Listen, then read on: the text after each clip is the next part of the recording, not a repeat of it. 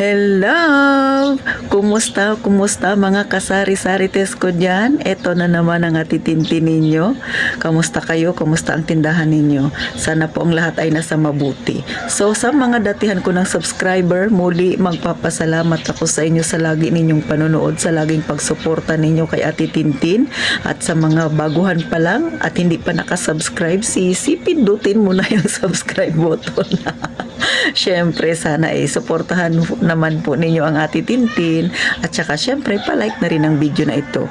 Ang sa akin lang mga kasari, makapag-share ako sa inyo ng aking experience kasi alam ko tayong mga may tindahan, yung na-experience ko ay na-experience din dyan ng iba at yung iba na bago pa lang maaring hindi nyo pa ito kumbaga na-experience, pero sa pamamagitan ng aking pag-share baka sakali na dumating din kayo sa point na ganun, may alam na kayo o may idea na kayo sa kung paano ninyo haharapin yung mga ganong sitwasyon.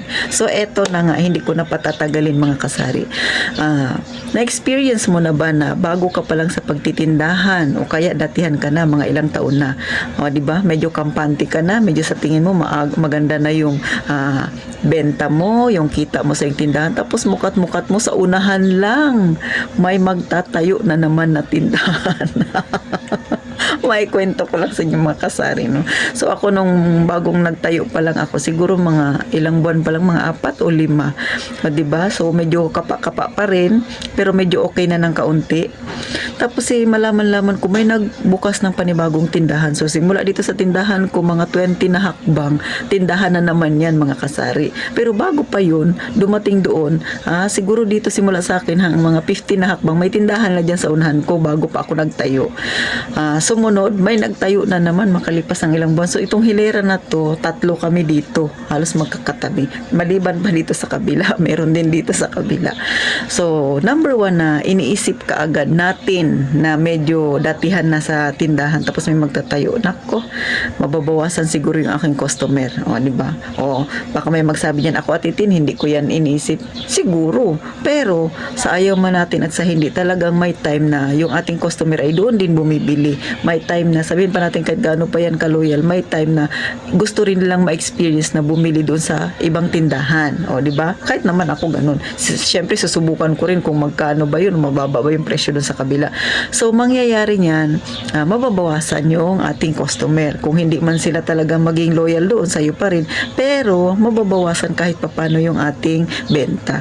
So ganun yung aking naisip talaga mga kasari. Pero the more kasi na iniisip mo siya, mai-stress ka lang. So ang gawin mo, mag-focus ka lang sa tindahan mo. So ako, sabi ng mother ko, yung mother ko kasi yung nagmarites sa akin, sabi niya, nako, kasi yung aking palayo, may bagong tayo na naman na tindahan doon. Nako, sabi niya, may kakumpetensya ka na naman. Ay si mother, ganun magsalita direct to the point, may kakumpetensya ka na naman, sabi niya sa akin. So ang sagot ko lang sa kanya, hayaan na. Total, hindi lang naman ako yung gustong mabuhay. Syempre, ganun. Sila rin. So, yun ang aking nilagay sa aking isip. So, ang ginawa ko, nag-isip ako ng pwede kong ibenta sa aking tindahan na wala siya. So, doon na nga pumasok yung time na yun, yung pagsusyomay ko, mga kasari. So, ganun. Kaya ako napasok doon sa pagsusyomay. So, doon na yung nagtinda ako ng syomay. Tapos, dati wala pa akong uling. Nagtinda rin ako ng uling. Kasi nga, ganun mag-iisip ka ng idadagdag mo sa iyong tindahan. Kasi nga, meron ka ng kakumpetensya, kailangan magdagdag ka ng paninda. So yun ang lagi mong isipin. Huwag mong isipin na may kakumpetensya kang, isipin mo kung paano mo dagdagan ng paninda mo na maaring makatulong sa'yo, na kahit na marami na kayo dyan, alam mo, nakikita ka pa rin, diba? So yun ang aking naging isipan mga kasari. Tapos naglagay na ako ng bigas, mga pakunti-kunti nilagay ko sa harapan. Tapos naglagay ako ng maraming chichirya sa unahan, sa harapan ko, kasi maraming mga bata. So hindi ko siya naramdaman na may bagong tindahan sa unahan, diba? So nakalipas ang 1 taon, nandyan pa rin siya, 2 taon. Pagkalipas ng 2 taon, may nagtayo na naman ang tindahan doon sa unahan. Siguro simula doon sa nagtayo na yon na tindahan na kinikwento ko sa inyo, siguro mga 10 hakbang may nagtayo na naman doon tindahan. So ilan na kaming tindahan dito. So ganun yung nangyari mga kasari. So yung pagtayo niya, meron din siyang tinda na ulam. Di ba? O di syempre bawas na naman yung customer mo. Pero ako mga kasari sa totoo lang, walang plastic ito. Syempre nangangamba ka na mabawasan yung iyong customer. Pero hindi ko siya inisip na lang. Kumbaga nung unang mga araw naisip ko, nga tama nga mababawasan yung aking customer. Pero noong mga isang linggo na siguro, pinabayaan ko, sabi ko, ganun talaga. Magkakaroon ka ng kakompetensya. So ako, focus ako sa tindahan ko, tuloy-tuloy. Kaya kahit na nagkaroon na ng tindahan doon, hindi ko naramdaman. Parang wala lang, normal pa rin. Gaya pa rin ng dati. Bumibenta pa rin ako, kumikita pa rin ako. Minsan nga mas malaki pa yung aking kita. Siyempre, ang pinakamahalaga sisi, huwag mong kalimutang ipanalangin ang iyong tindahan. Pagising sa umaga, ipanalangin mo sa Panginoon na sana ibasbasan niya yung ating munting tindahan, na kahit maliit ang tindahan mo, na kahit marami na kayo dyan, sana biyayain ka pa rin. Yun yung alam kong pinakamabisang dapat na gawin, ha? Huwag yung mag-alala ka ng mag-alala kasi kunti na lang ang bibili sa'yo. Huwag mong isipin yun. Kasi yung Panginoon, pagkalalapit ka sa Kanya at alam niyang maayos yung iyong puso, mabuti yung hangarin mo, alam ko bibiyayain ka niya. So huwag kang mag-iisip ng mga ganyan. Normal na nakakapag-isip ka, kahit ako man din. Pero ako kasi yun ang ginawa ko, ha. Nag-pray lang ako na sana sa araw-araw malampasan ko, di ba? Sa araw-araw maging maayos yung benta ng Ate Tintin, ha. Ganun lang po ang aking ginawa. Tapos nag-focus ako doon kung ano yung dapat kong gawin, ano pang dapat na idagdag ko na paninda na wala doon sa aking kakompetensya. Sa totoo lang mga kasari, no, nagtinda ako ng siomai. Yung unang nagtindahan na nagtayo, 'di ba? Nagtayo ako, sumunod may nagtayo din. Yung nagtayo na yon, makalipas ang isang taon, kasi ako nag-siomai, nakita ko nag-siomai din siya. Pero hindi ko rin inisip, sabi ng nanay ko, di nag-report na naman yung nanay ko. Sabi niya, yung nagtayo nung nakaraang tindahan doon, nag-siomai rin. So, hayaan mo sila, mag-siomai siya. Ang ginawa ko kasi, alam mo mga kasari, pag kami paninda ka, kailangan, lalo na sa mga ganyan, kailangan pagbutihin mo, lalo na yung panlasa ng customer mo.